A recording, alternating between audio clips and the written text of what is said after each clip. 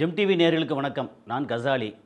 இன்றைக்கி சினிமாவில் அடுத்து என்ன பேச போகிறோம்? ஏன்னா நம்ம சினிமாவில் தொடர்ந்து என்ன பேசிகிட்டு இருக்கோம்னா, ஒரு சினிமா எடுக்கிறதுக்கு தயாரிக்கிறதுக்கு என்னென்ன செய்யணும்? முதல்ல ப்ரீ ப்ரொடக்ஷன் பேசணும். அதில் கதை டிஸ்கஷன், லொக்கேஷனை போய் பார்க்குறது, ஆர்டிஸ்ட் செலெக்ஷன், டெக்னீஷியன் செலெக்ஷன், இப்படி அதை ஆஃபீஸ் ரூமுக்குள்ளே உட்காந்து முதல்ல டிஸ்கஸ் பண்ணிவிட்டு கதையை எப்படியெல்லாம் இருக்குது, என்ன படத்தில் இந்த மாதிரி சீன் ஏதாவது ரெசம்பலன்ஸ் வந்திருக்கா, அல்லது புதுசாக இருக்கா, புதுசாக இருக்கிறது நம்மளுடைய கல்ச்சரை விட்டு தள்ளி போகுதா, அல்ல ஒருவேளை நம்ம ஈரான் படமோ அல்லது கொரியா படமோ இல்லை மலையாள படமும் நம்ம பக்கத்தில் வந்துடும்.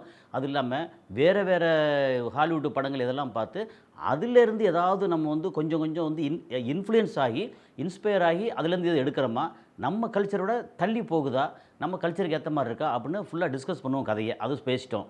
அதுக்கப்புறம் ஆர்டிஸ்ட் இதுக்கு ஏற்ற மாதிரி நம்ம கையில் எவ்வளோ இருக்குது, பணம் இருக்குது, அந்த பணத்துக்கு ஏற்ற மாதிரி இந்த ஆர்டிஸ்ட்டுக்கு இவ்வளோ சம்பளம், இந்த சம்பளம் கொடுத்தா நமக்கு இவ்வளோ பிஸ்னஸ் ஆகணும் அப்படின்ற அந்த ஒரு இதை பேசிட்டோம். டெக்னீஷியன்ஸு இப்போ பெரிய பெரிய டெக்னீஷியன்ஸ் போடுறதா, நார்மலாக டெக்னீஷியன் போடுறதா, என்ன விஷயம் என்னென்னா, இப்போ கேமரா ஹேண்டில் பண்ணுறாங்கன்னா அவங்க அழகாக என்ன மாதிரி ஹேண்டில் பண்ணுறாங்க, இல்லை ஒரு வரலாற்று படமாக இருந்தால் எப்படி, அல்லது ஒரு சாதாரண குடும்ப படமாக இருந்தால் எப்படி, அல்லது கிராமத்து படம், அந்த மாதிரி கேமரா ஹேண்டில் பண்ணுறதுல அவங்களுக்கு ஒரு நல்ல அனுபவமும் அல்லது அதில் ஒரு பயிற்சியும் அதுக்கப்புறம் ஆர்வமும் இருக்கணும், ஒரு பேஷன் இருக்கணும். அந்த மாதிரி இருக்காங்களா, இதெல்லாம் பேசிட்டோம். அடுத்து இப்போ ஷூட்டிங் என்ன பண்ண போகிறோம் அப்படிங்கிறதையும் பேசணும். அதுக்கப்புறம் போஸ்ட் ப்ரொடக்ஷனை பற்றி பேசியிருக்கோம். போஸ்ட் ப்ரொடக்ஷனில் என்ன பேசியிருக்கோம் அப்படின்னா, இதில் டப்பிங் பேசணும். அதுக்கப்புறம் இந்த மாதிரி எஸ்எஃப்எக்ஸ் எஃபெக்ட் பேசியிருக்கோம். அதுக்கப்புறம் இதில் ரீ ரெக்கார்டிங் பேசணும். அதை முடிச்சதுக்கப்புறம் 5.1 பேசணும், டிஐ பேசணும். டிஐங்கிறது என்னென்ன விஷயங்கள்லாம் இருக்குது அப்படிங்கிறத கலர் கரெக்ஷன் இதுலேருந்து ஆரம்பித்து டீட்டெயிலில் பேசிட்டோம். இப்போ ஒரு படத்தை ஃபஸ்ட் காப்பி முடிச்சாச்சு. நமக்கு என்ன விஷுவல் அண்டு சவுண்டு இது ரெண்டையும் எடுத்ததுக்கப்புறம் விஷுவல் டிஐ முடித்து கலர் கரெக்ஷன் முடித்து கிளியர் ஆகிடுச்சு. சவுண்டுங்கும் போது 5.1 7.1 அப்போது டீட்டெயில் எல்லாம் இதுக்கு முந்தின வீடியோவில் நம்ம பேசி முடிச்சிட்டோம். இப்போ அதை ஃபுல்லாக அவுட் எடுக்கும்போது இதெல்லாம் ரெடி அப்படின்னா ஒரு படம் ஒரு 2 மணி நேரமோ 2.25 மணி நேரமோ 2.5 மணி நேரமோ ஒரு படம் ரெடி. அதில் இடையில ஒரு பிரேக்கு, அது 1 மணி நேரத்தில் பிரேக்கு, 1.25 மணி நேரத்தில் பிரேக்குங்கிறது என்ன, இன்டர்வல் அப்படின்னு எல்லாம் பேசி முடிச்சாச்சு. இப்போ ஒரு படம் நம்ம கையில் இருக்குது. சரி, இந்த படத்தை என்ன பண்ணுறது? நம்ம படம் பண்ணுறது ரொம்ப முக்கியமாக நமக்கு எங்கெல்லாம் மார்க்கெட் பண்ண போகிறோம் அப்படிங்கிற விஷயத்தை நம்ம முதல்ல முடிவு பண்ணணும். அதாவது நம்ம பண்ணுற படம் மக்களுக்காக ஒரு பப்ளிக் வியூக்காக நம்ம பண்ண போகிறோமா, அல்லது கல்யாண வீடியோ பண்ண போகிறோமா? கல்யாண வீடியோ ஏன் இதை இப்படி சொல்கிறேன் அப்படின்னா, கல்யாண வீடியோங்கிறது நம்ம ஒரு 3 கேமரா 4 கேமரா வச்சு எடுப்போம். அவங்க பயங்கர ஜகஜால வேலையெல்லாம் பார்த்து நமக்கு ஒரு 3 மணி நேரம் இல்லை 4 மணி நேரம் வீடியோ கொடுப்பாங்க. அதில் என்னென்னா, நமக்கு பொண்ணு மாப்பிள்ளையிலேருந்து அவங்க அலங்காரத்துலேருந்து அவங்க மருதாணி போடுறதுலேருந்து ட்ரெஸ்ஸு போட்டு அப்புறம் எப்படி இருக்குது, அப்புறம் 2 பேரும் சேர்ந்து எப்படி இருக்காங்க, எல்லாத்தையும் விதவிதமாக எடுத்துகிட்டு, அது போக கல்யாணத்தன்னைக்கு தாலி கட்டுறதுலேருந்து எல்லா விஷயத்தையும் பண்ணிவிட்டு, அதுக்கப்புறம் நலங்கு அது அப்புறம் கெஸ்ட்டு வர்றது அப்படி எல்லாத்தையும் எடுத்து கட் பண்ணி போடும்போது ஒரு 4 மணி நேரம் 5 மணி நேரம் வரும். இதை வெளியாளுக்கு யாருக்கும் காமிக்க போகிறதில்ல. அதிகபட்சம் நம்ம பார்ப்போம், நமக்கு சொந்தக்காரங்க, பொண்ணு வீட்டுக்காரங்க, மாப்பிள்ளை வீட்டுக்காரங்க, அப்புறம் பொண்ணு சம்மந்தப்பட்ட ஃப்ரெண்ட்ஸ் இருப்பாங்க, இல்லை மாப்பிள்ளை சம்மந்த ஃப்ரெண்ட்ஸ் அப்படின்னு மொத்தத்துக்கு பார்த்தீங்கன்னா அதிகபட்சமாக ஒரு 100 பேர் பார்ப்பாங்க மொத்தத்துக்கு. ஆனால் நம்ம படம்னு எடுத்தாச்சுன்னா லட்சங்களில் படம் பார்க்கணும். அப்போ நான் அந்த படத்தை சுவாரஸ்யமாக பண்ணணும் அப்படிங்கிறது அதெல்லாம் ஏற்கனவே பேசிட்டோம். சரி, இந்த படத்தை வியாபாரம் பண்ணணும் அப்படின்னா எங்கே வியாபாரம் பண்ணணும்? வியாபாரம் பண்ணுறது என்ன? நமக்கு பொதுவாக படத்தை எங்கெங்கெல்லாம் பார்ப்போம். ஃபஸ்ட்டு எடுத்தோன்னா நம்ம மைண்டுக்கு வர்றது என்ன? தியேட்டர். படம் ரிலீஸா, இன்றைக்கி தேட்டரில் போய் படம் பார்க்க போகிறோம். வெள்ளிக்கிழமை படம் ரிலீஸு. ஏன் வெள்ளிக்கிழமை அப்படின்னு சொல்கிறாங்கன்னா, வெள்ளி சனி ஞாயிறு, அதாவது சனி ஞாயிறு வீக்கெண்டு வரும். அப்போ வீக்கெண்டுக்கு முதல் நாள் வெள்ளிக்கிழமை. அப்போ வெள்ளிக்கிழமையும் ஓரளவு கூட்டம் வரும்.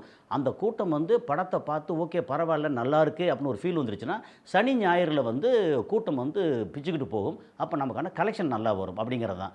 ஒருவேளை வியாழக்கிழமை போட்டோம்னா, இப்போ அஜித் படங்கள் வியாழக்கிழமைன்னு சொல்லி ஒரு நம்பிக்கை ஆரம்பித்து, அப்புறம் வியாழன் வெள்ளி சனி ஞாயிறு நல்ல கூட்டம் வந்துடும். இப்போது பெரிய ஆர்டிஸ்ட் படம் வியாழக்கிழமை போட்டாலுமே கூட்டம் வரும். அப்படி இல்லாமல் சின்ன சின்ன ஒரு முகம் தெரியாத ஒரு புதுமுகம் அல்லது ஃபெயிலியர் ஹீரோ இவங்களுடைய படங்கள்லாம் போட்டோம்னா அது பெரிய அளவுக்கு வியாழக்கிழமை கூட்டம் வரலை அப்படின்னா வெள்ளிக்கிழமையே மேக்ஸிமம் தியேட்டர்லேருந்து தூக்கிடுவாங்க. ஏன்னா ஆட்கள் வரலை, நமக்கு தேவையான அளவுக்கு வரலை. இப்போ உதாரணத்துக்கு ஒரு 300 பேர் உட்காரக்கூடிய ஒரு சீட்டு உள்ள கெப்பாசிட்டி உள்ள ஒரு தேட்ரு, அதில் 30 பேர் உட்காந்தா சரி பரவாயில்ல, நமக்கு ஏதோ ஒரு கரண்ட் பில்லுக்காவது வரும் அப்படின்னா அவங்க படத்தை ஓட்டுவாங்க. சப்போஸ் 10 பேர் தான் வர்றாங்க அப்படின்னா நமக்கு கட்டுப்படி ஆகாது அப்படின்னு அதை ஷோ பிரேக் விட்ருவாங்க. அப்படிங்கும்போது வியாழக்கிழமை ரிலீஸ் பண்ணுறதில்ல பெரிய ஆர்டிஸ்ட்டு, ஸ்டார் ஆர்டிஸ்ட்டு அவங்களோட படங்கள் ஓகேயாக இருக்கும். சாதாரண பெரும்பாலான படங்கள் வியாழக்கிழமை சரியாக இருக்காது. ஒருவேளை வெள்ளிக்கிழமை ஏதாவது பப்ளிக் ஹாலிடே அந்த மாதிரி இருந்துச்சுன்னா வெள்ளிக்கிழமை ரிலீஸு, அப்போ வியாழக்கிழமை ரிலீஸ் பண்ணுவாங்க. ஒரு நாள் அட்ஜஸ்ட் பண்ணி வந்து வெள்ளி சனி ஞாயிறு அப்படி இருக்கும். அப்புறம் சிவகார்த்திகேயன் மாதிரி வந்து பெரிய ஆர்டிஸ்ட் என்ன பிளான் பண்ணுவாங்கன்னா, எப்போ பார்த்தாலும் அவங்க படத்தை ரிலீஸ் பண்ணும்போது ஒரு 4 நாள் 5 நாள் ஹாலிடே எப்போல்லாம் வருதோ அப்போ வந்து கரெக்டாக வந்து பிளான் பண்ணி அப்போ ரிலீஸ் பண்ணுவாங்க. அப்போ என்னென்னா, படம் வந்து ஒருவேளை ஆவரேஜாக இருந்தால் கூட இந்த ஒரு 4 நாளைக்கோ 5 நாளைக்கோ மக்கள் வந்து அலையாக ஒரு என்டர்டெயின்மெண்ட்டுக்கு வேறு வழி இல்லை, தியேட்டருக்கு போயே ஆகணும். அப்படிங்கும்போது அவங்களுக்கு 5 நாள் கலெக்ஷன் வந்துடும், இல்லை 4 நாள் கலெக்ஷன் வந்துடும். அது போக முடிச்சதுக்கப்புறம் வந்து கொஞ்சம் கொஞ்சமாக நீங்கள் டவுன்ஃபால் ஆனால் கூட உதிரி வந்தால் கூட அது என்ன ஆகும்னா ஓவரால் கலெக்ஷன் வந்து நல்ல கலெக்ஷன் கிடச்சிடும் அப்படின்னு. ஸோ இந்த தியேட்டர் ரிலீஸு எப்போ ரிலீஸ் பண்ண போகிறோம் அப்படிங்கிற அந்த இது முக்கியம். நம்ம ஃபஸ்ட்டு திங் என்ன பேசுவோம், ஒன்று தியேட்டர் ரிலீஸ், அதுக்கப்புறம் வந்து டிவியில் போடக்கூடிய சேட்டலைட்டு சேனலோட ரைட்ஸு, அது இல்லாமல் ஓடிடின்னு சொல்லுவோம், வந்து ஓவர் த டாப் அப்படின்னு சொல்லி இந்த மாதிரி அமேசானோ நெட்ஃப்ளிக்ஸோ இது ஜி5ஓ அல்லது ஹாட்ஸ்டாரோ இந்த மாதிரி ஒரு 7-8 சேனல், அதாவது ஓடிடி சேனல் இருக்குது. ஸோ அதில் வந்து ஒன்று அட்வான்ஸை ஃபுல்லாக விற்றுருவோம். இப்போ பெரும்பாலும் என்ன செய்கிறாங்கன்னா, நீங்கள் வந்து நான் பிளாட்ஃபார்ம் தர்றோம், நீங்கள் போடுங்க, அதில் பெர்சன்டேஜ் வைஸ் நீங்கள் வந்து 70% 80% நீங்கள் எடுத்துங்க, எங்கள் பிளாட்ஃபார்ம் சார்ஜ்னு சொல்லி ஒரு 20% நாங்கள் எடுத்துக்கிறோம் அப்படின்ற அந்த மாதிரி ஒரு டேர்ம்ஸுக்கு வந்து அவங்க பெரும்பாலும் வர்றாங்க அப்படிங்கிறதான். அப்போ ஓடிடி, அது இல்லாமல் நம்ம படத்தை வந்து தமிழில் படம் எடுக்கிறோம், அது மலையாளத்தை கேரளாவில் எப்படி போகும், தமிழ் படமாகவே அங்கே போகும். அப்போ ரைட்ஸ் வந்து கேரளா ரைட்ஸு. அது போக இந்த படத்தை வந்து ஆந்திராவில் போட்டால் தமிழ் படமாகவே போட்டால் ஓடும் அப்படின்னா பெருசாக போகாது. அப்போ என்னென்னா அது டப்பிங் ரைட்ஸ் அங்கே. அதே மாதிரி கர்நாடகாவில் டப்பிங் ரைட்ஸ் கொடுக்கலாம், ஆனால் அங்கே யூனியன் வந்து ரொம்ப ஸ்ட்ராங்கு. வெளியிலேருந்து டப்பிங் ரைட்ஸில் படங்கள் நிறையா வந்துருச்சுன்னா கன்னட படம் வந்து பெருசாக போகாது, பாதிக்கப்படும் அப்படின்னு டப்பிங்கெல்லாம் ரைட்ஸ் வந்து அவங்க பண்ணக்கூடாதுன்னு சொல்லி அவங்க உள்ளுக்குள்ளே போட்டு வச்சுருக்காங்க. ஆக்சுவலாக வந்து இந்தியா ஒரு பிஸ்னஸ் இறையாண்மைக்கு இது தவறு. ஆனாலும் அந்த அங்கே உள்ள அசோசியேஷன்ஸில் என்ன பண்ணுறாங்கன்னா, கன்னட படம் காவு வாங்கிடக்கூடாது, நல்லா இருக்கணுங்கிறதுக்காக இந்த மாதிரி கொண்டு வந்திருக்காங்க. அதனால் அங்கே டப்பிங் ரைட்ஸ் பெருசாக இல்லை. அதே மாதிரி ஹிந்தியில் அதாவது நார்த் இந்தியன் லாங்குவேஜ்னா ஒரு 20-23 லாங்குவேஜ், அதில் வந்து நீங்கள் ஹிந்தி எடுத்துக்கங்க, போஜ்பூரி, இது பெங்காலி, அதுக்கப்புறம் வந்து என்னது பஞ்சாபி அப்படின்னு வருஷம் ஒரு 20-23 லாங்குவேஜில் கொஞ்சம் கொஞ்சமாக வந்து அது டப்பிங் ரைட்ஸ் எல்லாம் கொடுக்க முடியும். அது படம் நல்லா இருக்குது அப்படின்னா. அது இல்லாமல் வெளிநாட்டு உரிமைன்னு கொடுக்குன்னா நம்ம தமிழர்கள் அப்புறம் கொஞ்சம் மலையாளிகள் எங்கெல்லாம் வெளிநாட்டு இருக்காங்களோ ஓரளவு நல்ல ஒரு நல்ல படம் அப்படின்னு சொல்லியாச்சுன்னா தெலுங்குக்காரங்களும் பார்ப்பாங்க, கன்னடக்காரங்களும் பார்ப்பாங்க. அப்போ தமிழ் படத்தை வந்து ஹிந்திக்காரங்க பார்க்க முட்டுறலாம் இல்லையா, சவுத் இந்தியன் ஃபுல்லாக பார்ப்பாங்க. இப்போ எடுத்திங்கன்னா உங்களுக்கு சிங்கப்பூர் மலேசியாவில் தமிழர்கள் நிறையா இருக்காங்க, அரபு நாடுகளில் தமிழர்கள் மலையாளி இருக்காங்க. அதுக்கப்புறம் நீங்கள் யூஎஸ்ஏ போனீங்கன்னா, யூஎஸ்ஏ கனடா போனீங்கன்னா தமிழர்கள் கொஞ்சம் இருக்காங்க, தெலுங்குக்காரங்க நிறையா இருக்காங்க. இப்படி அப்புறம் ஆஸ்திரேலியா போனீங்கன்னா அந்த மாதிரி இப்போ எல்லா இடமும் வந்து தமிழர்கள் அண்டு சவுத் இந்தியன் நிறையா இருக்கிறனால அவங்க வந்து தியேட்டரில் படம் பார்க்கலாம். அப்போ தியேட்டருக்கு வந்து ஒரு பெரிய படமாக இருந்தால் மட்டும்தான் தியேட்டரில் போய் பார்ப்பாங்க.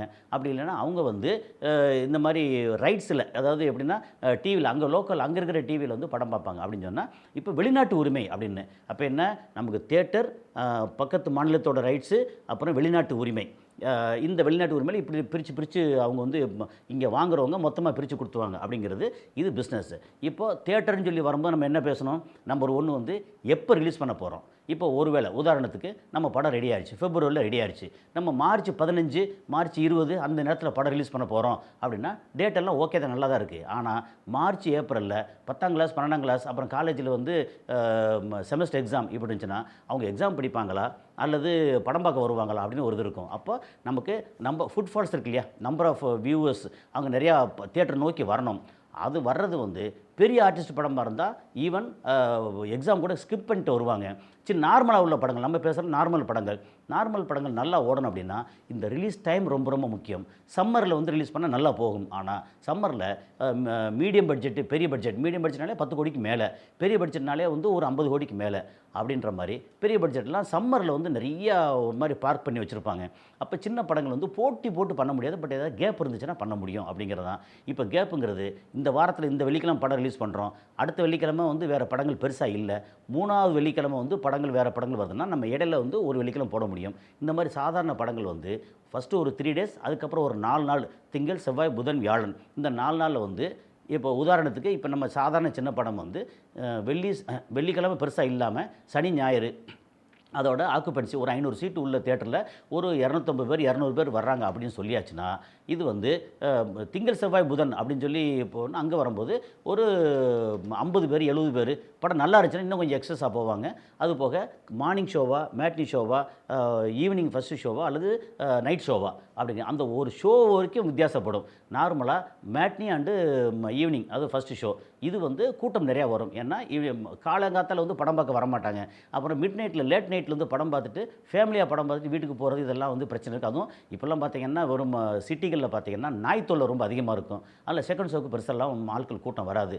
அன்லெஸ் அதர்வைஸ் இப்போ பார்த்தே தீரணும் ஒரு பெரிய ஆர்டிஸ்ட் படம் அல்லது வந்து சொல்லக்கூடிய வந்து கேஜிஎஃப் மாதிரி அந்த மாதிரி பெரிய பெரிய படங்கள் வருது அப்படின்னா எந்த ஷோவாக இருந்தாலும் படத்தை பார்ப்பாங்க அப்படிங்கிறது தான். அப்போது தியேட்டரில் படம் ரிலீஸ் ஆகணும் அப்படிங்கிறது.